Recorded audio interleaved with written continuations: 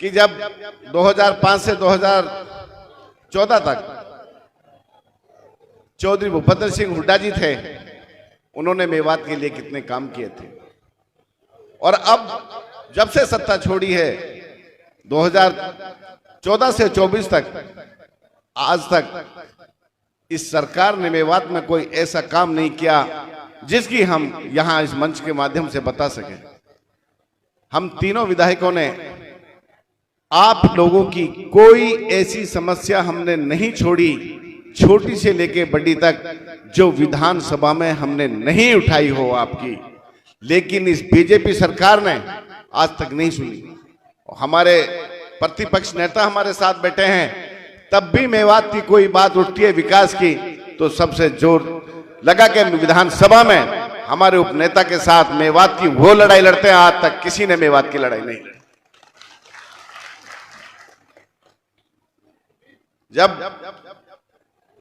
यहां के हमारे मुख्यमंत्री जी चौधरी भूपेंद्र सिंह हुड्डा जी के हाथ में कमान थी, आप लोगों को पता है क्या क्या दिया। बच्चों के लिए 3-4 पॉलिटेक्निक कॉलेज दिए, जो आज यहां से इंजीनियर बनके नहीं काफी जगह अच्छी अच्छी नौकरियां पा रहे हैं। हरियाणा की सबसे बड़ी ITI दी, जिन्होंने बच्चों ने यहां से अच्छी शिक्षा लेके अच्छे अच्छे इंस्टीट्यूटों में लेके प्राइवेट और सरकारी नौकरियों में जॉब कर रहे हैं।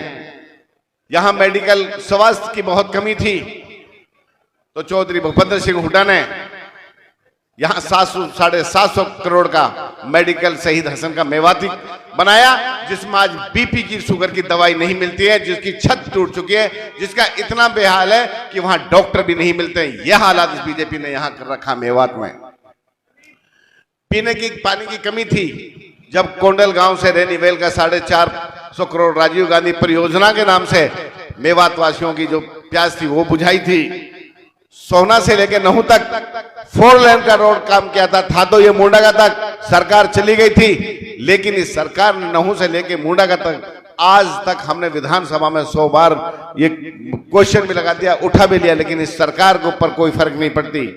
और एक मेवात कैडर बनाया था बच्चों के टीचरों के लिए, इन्होंने वो भी खत्म कर दिया। यहाँ के टीचरों को भर्ती करके बाहर तभी ट्रांसफर कर देते हैं जिससे हमारे बच्चे शिक्षित नहीं हो पा रहे हैं।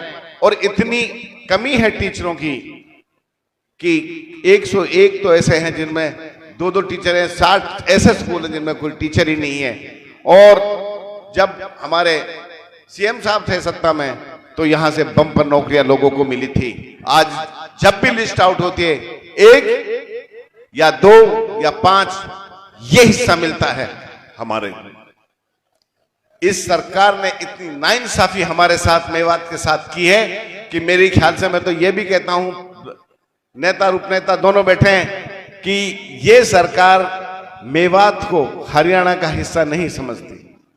आप लोगों के सामने यहां से बाहर से लोग आते हैं और किस तरह से मेवात को नाम देके जाते हैं, ये कितनी बड़ी बात है और कितनी गलत बात है। हम मेवातियों का खून इस मिट्टी में हमारे बुजुर्गों का मिला हुआ है, इस देश को आजाद कराया है। कौन नहीं जानता मेवात को। जिस तरह से बाहर के लोग आके हमारे मेवात में अब अलग अलग भाषण देके जाते हैं और हम चुप बैठे रहते हैं कि इसकी हमें आगे तक शिकायत करनी चाहिए कि इस तरह से हमारे मेवात वासियों को किस तरह से जाना जाता है, किस तरह से उनके ऊपर लाछन लगाए जाते हैं। मैं ये कहना चाहता हूं कि अभी इलेक्शन हुआ है, मैं आप लोगों का धन्यवाद करना चाहता हूं। तीनों विधानसभाओं में जिस तरह से आपने वोटें दी वो काबिल तारीफ है। पूरे हरियाणा में सबसे नंबर 1 रहा तीनों जिले, खासकर फिरोजपुर झिरका, जिन्होंने तकरीबन 1 लाख की लीड दे करके नहीं, मेवात की 90 विधानसभा में इतिहास रचा। सबसे बड़ी जीत फिरोजपुर झिरका से यहां से राज बब्बर जी को दी थी। आप लोगों के सामने जब इलेक्शन चल रहा था, मोदी जी ये कहता था कि अब की बार 400 पार, अब की बार 400 पार। संविधान को इसके MP संविधान खत्म करने की बात करते थे, हमें घुसपैठिया कहते थे, सबसे ज्यादा बच्चा पैदा करने वाले कहते थे, और मुस्लिमों का आरक्षण खत्म करने की बात कहते हैं। लेकिन जिनका संविधान खत्म करने की बात करी थी, उन्होंने ये दिखा दिया कि बाबा भीमराव अंबेडकर का जो संविधान लिखा है, जिसमें हमारे चौधरी भूपेंद्र सिंह हुड्डा के पिताजी के भी उसमें सिग्नेचर है, वो संविधान था, रहेगा और वो ही माना जाएगा इस देश में। मैं ये कहना चाहता हूं, हमारे अब राहुल गांधी जी को प्रतिपक्ष का नेता लोकसभा में बनाया है, आपके सामने पार्लियामेंट चली है, उसने ये दिखा दिया कि किस तरह का नेता होता है। आज सुनने को बीजेपी मजबूर है, जो इन्होंने करतूत किए हैं इस देश में, जिस तरह का लोगों के पास अत्याचार किया है। मैं आप लोगों से इतना ही कहना चाहता हूं कि 2.5 महीने बाद 3 महीने बाद इलेक्शन है।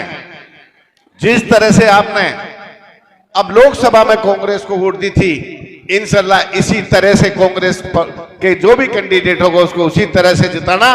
ये अब 3 नहीं है, हम तीनों तो ये एक कौन सी सोना और हमारे जो उदयबान जी भाई, हमारे 6ठे सीट हमारी, आप हम भी आपके साथ हैं, हमें भी जोड़ लो।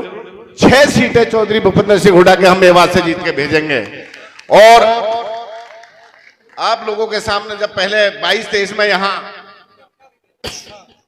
सम्मेलन हुआ था तो कुछ मांगे मैंने चौधरी भूपेंद्र सिंह हुड्डा के इसी मंच पर रखी थी, वो कि हमारे बच्चों को पढ़ने के लिए स्टेट यूनिवर्सिटी नहीं है, हमारे यहाँ नहू से लेके मुंडा तक 4 लेन नहीं है, मेवात कैनाल नहीं है, और ड्राइवरों के लिए जो काला कानून ये सरकार लाई है उसको खत्म करने का काम किया था चौधरी भूपेंद्र सिंह हुड्डा ने। कहा था कि बनते ही मुख्यमंत्री पहली कलम से मेवात के तीनों काम लाएंगे।